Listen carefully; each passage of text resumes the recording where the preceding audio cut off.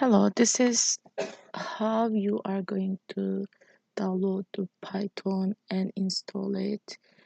And you are going to get in the Google and write down the Anaconda download and click this link. Sorry, not this one. This one. So there is two options, Miniconda and Anaconda. And Miniconda is the small version of the Anaconda. Anaconda is required more space comparing to Miniconda. If you don't have enough space, then you can download the Miniconda, install it.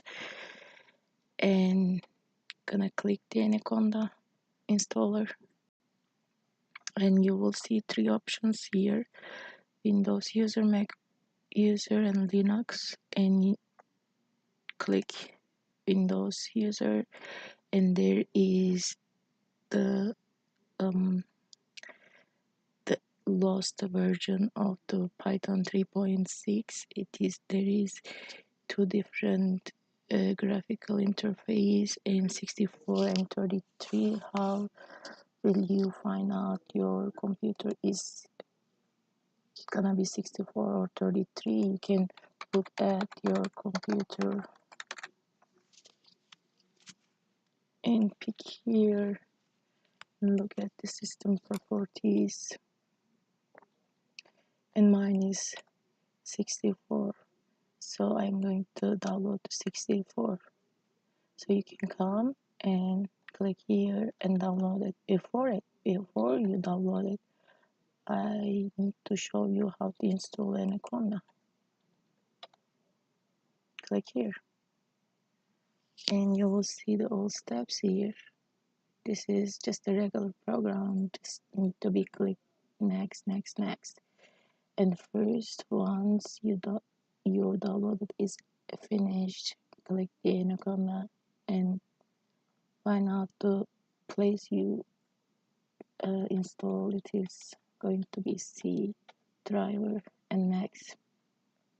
And once you see this page, don't forget to click this one, please. It is important. This is required for the Jupyter notebook, which will be helpful in the future because the Jupyter notebooks will facilitate using Python. And then go ahead to install, and you will see the screen, and you can both click this and finish. And once you hit your start here, and you will see the Anaconda navigator, click it and you will see this one. But don't forget, it takes a really big time to launch the Anaconda navigator. See, this is the Jupyter notebook, and this is the console, this is the spider. These are three different programs you're gonna use, but the most of it, the Jupyter. Once you click to launch, it will take time to launch it. This is the console version of the Jupyter notebook. This is really similar to R programming. Yes.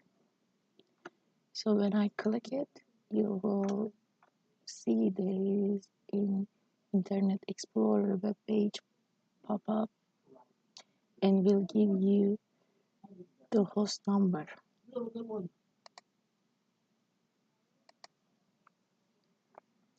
Yeah, waiting for it. It's coming. Yeah, it's coming.